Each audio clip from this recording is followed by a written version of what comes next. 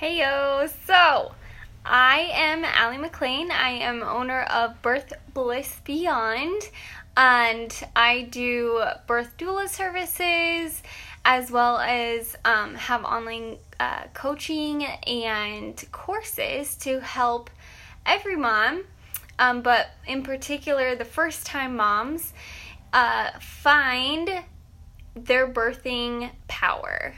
So, today I want to talk to you about a topic that I've been seeing a trend on, and it's just it's stirring up some emotions in me, so I thought I would maybe hop on here and talk to you about this important subject. And maybe you have said this before. I know I have, but in all of the Facebook groups I've been seeing, again, it's a trend. So, this is what I've been hearing. I am just going to go with the flow. We'll just see what happens when we get there. And you can't really control labor, so, oh well. Or, I don't need a birth plan because, what is that anyway? You can't plan your birth. Okay, so if this is you, absolutely no judgment. I have been there before, and for my first, it didn't turn out well. And I will tell you why it didn't turn out well. Not because of the outcome, not because of how I birthed my child in particular, but because I gave away my decision making, I gave away my power to someone else. And then I was just dragged along in the process instead of me being the powerful woman that I am and making the decisions for myself. So I don't want that to happen to you. And I think that this is something that maybe is a little bit of a misconception, and it definitely needs to be talked about. So here I am talking about the hard things in regards to birth. So I also hear, I'll just go with whatever my doctor says. Now, currently in the United States, we have a 32% C-section rate in America, and that stat speaks for itself. But currently 700 women per year are dying from childbirth complications. And an infant mortality rate is 71% higher here in the United States than in comparable countries. So in the developed countries that are very similar to ours, we rate number one, like far beyond what we should be. So if you don't really care what happens or who makes the decisions or who has that power, that's totally fine. But I'm guessing that if you're on my page and if you actually listen to my videos and you've taken my courses, you are the one that wants to make this decision. You don't want your power to be taken away from you. So can you go with the flow while still maintaining the decision-making power? And 100%, I believe that's possible. I believe that you can have a laid-back, relaxed birth, but a birth where you feel in control and not just of yourself and how you're birthing, but the decisions along the way. Birth is not always predictable. It's just not.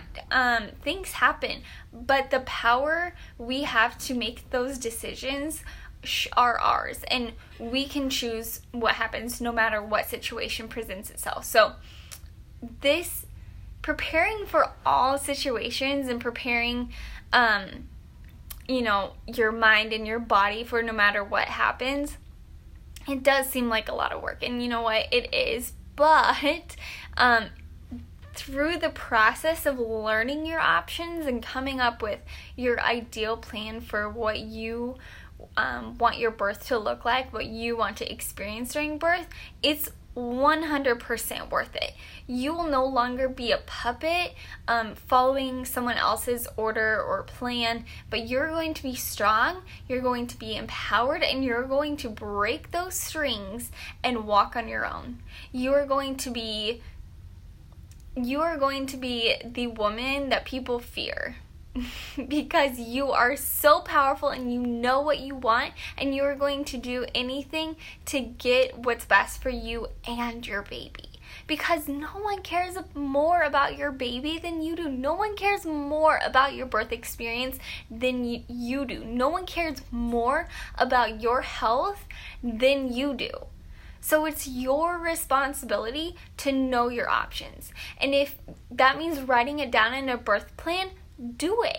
If it means just knowing and communicating that with your provider and your birth team, that's totally fine. As long as you are the one making the decisions and calling the shots. So one thing I hear all the time also is, along the lines of, I'll just go along with whatever my doctor says. They're the expert. Why wouldn't I just listen to what they say? And I mean, I am not going to tell you not to listen to your doctor, but what I am going to tell you is that the ultimate decision making is on you. So their job is to be a consultant.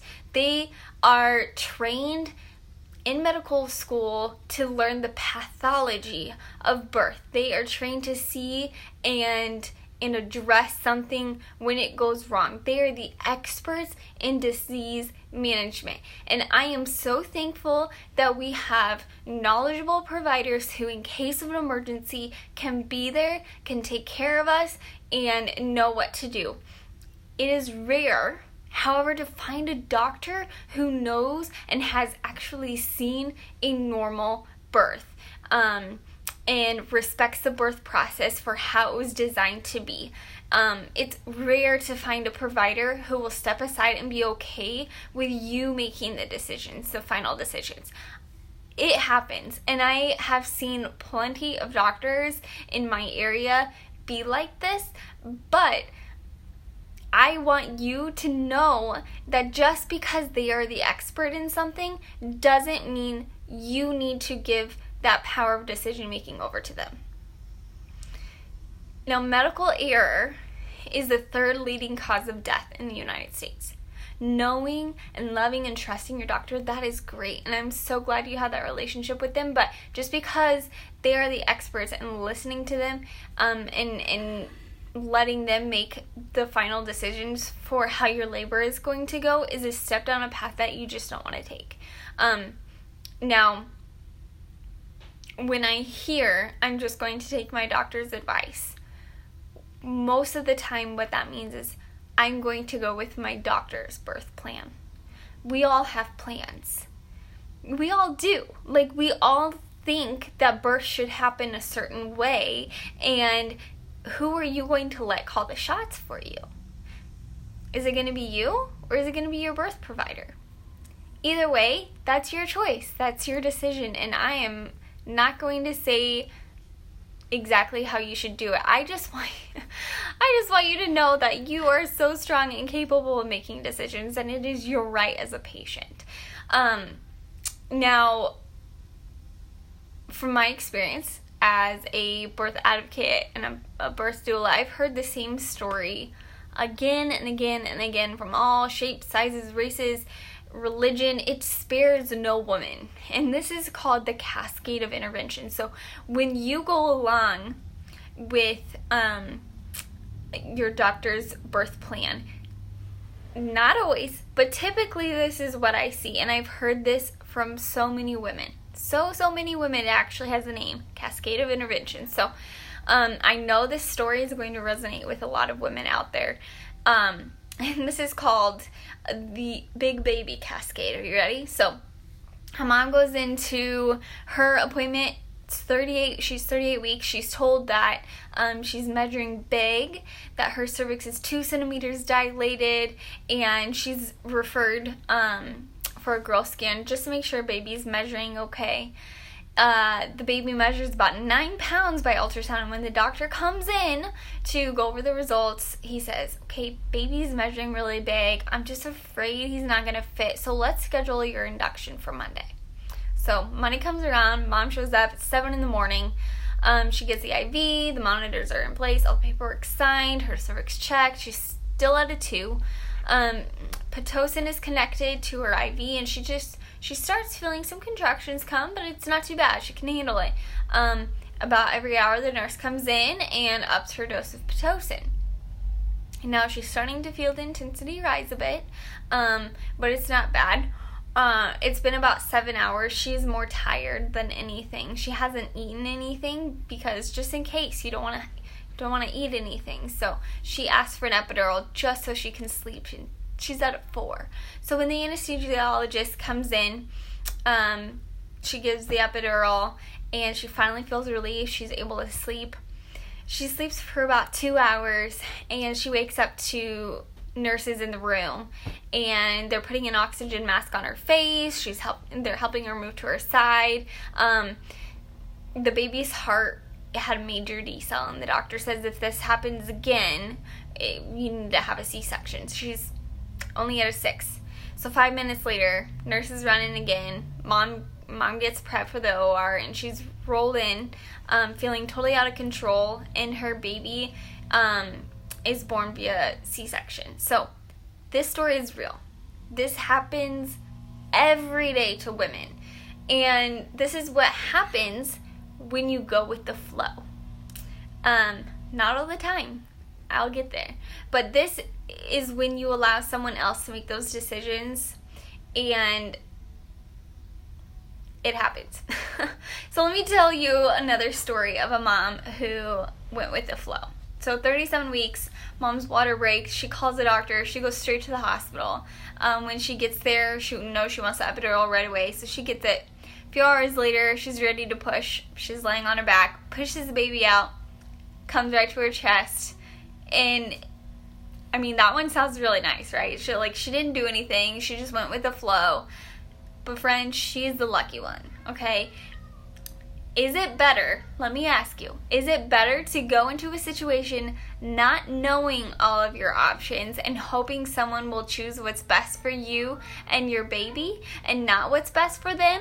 Or is it better to be prepared for every situation and knowledgeable of all your options, so no matter what happens, you will be able to decide what's best for you? So, it doesn't matter to me what one you choose. My goal is everyone who's listening to this is going to know that she has a superpower that she is not using right now. She has a voice that is able to express her decisions, that if she has a desire to birth in a certain way, that's okay. That she can follow her intuition, that she can learn and hire a team who is going to support her. So, there's just so much more, and I'm writing up a whole blog post about this topic, but you can have a beautiful, amazing birth and still go with the flow. But your decision making is yours and yours alone. So if going with the flow means following someone else's birth plan, you're not going to feel as empowered as you would if you took that decision making upon yourself. You learned what you needed to learn. You surrounded yourself by a team that supports you no matter what your decision. And you will have a beautiful birth experience no matter how it turns out. So keep watch for this blog post. Again, there's just so much, so much to talk about when it comes to this topic. And I do want to remind you guys, this birth workshop that is coming up, it is going to be amazing. You guys, I have worked so hard on this, and there's so much information to go over. So this class will be about 1 to 2 hours, this workshop, and this is the only free one I'm going to do, okay? You guys are my first, and I would love some feedback, but this is going to be the only free one. So if you are not on the email list yet, get on now. I will post the link in my comment section under this video. So get on that. It will be the 17th at 2 p.m. And even if you can't make it, still put your email in and I will send the replay. But you need to have an email, otherwise you won't get it. And again, this is the only free one I'm doing, so get in. Another thing, did you know that I have a free course? Like, I have a free course for you guys, and it's awesome.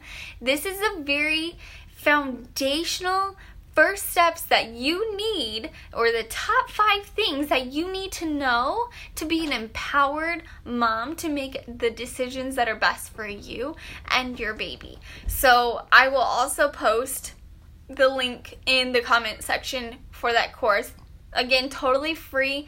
It's only going to take you like a half hour to go through it, if that, but you can always go back to it and look at it, and it's really helpful. There's download in there for you to take to your doctor, and some questions to ask, but this is just a really great resource for you. So if you're not on that, join. You won't regret that. So I'll post the links. I hope you guys have a fantastic day, and yeah, I'm excited to talk to you soon. Bye.